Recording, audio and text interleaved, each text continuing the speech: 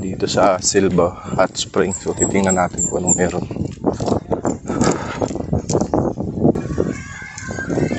Medyo matarik.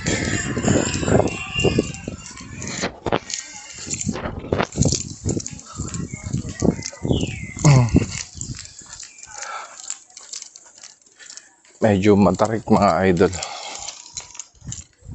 Kaya yung iba nagpapahinga muna. Kaya mamaya pagbalik nakakapagod din to. Tapos ano to, parang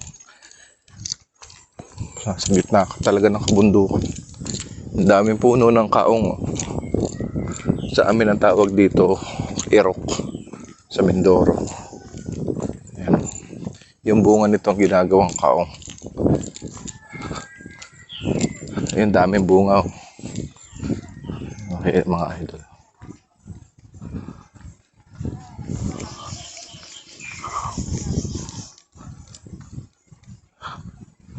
Ayan.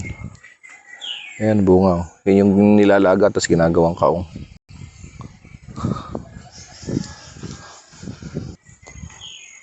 Parang bumalik ako sa probinsya namin, natanaw-tanaw ko yung kalawakan ng mga sagingan.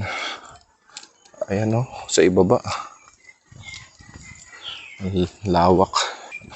Mukhang malayo pa, pababa. Pero naririnig ko na yung mga naliligo, yung mga nagsisigawan. Ayan, meron lang mga nakikita tayong mga ginagawang resort.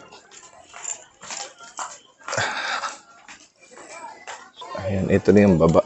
Ito yung baba mga idol. Ayun, naliligo sila. Actually, parang sapa lang yun. Hindi ko makita masyado.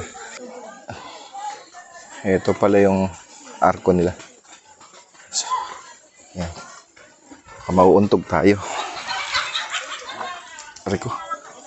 Tapos may registration.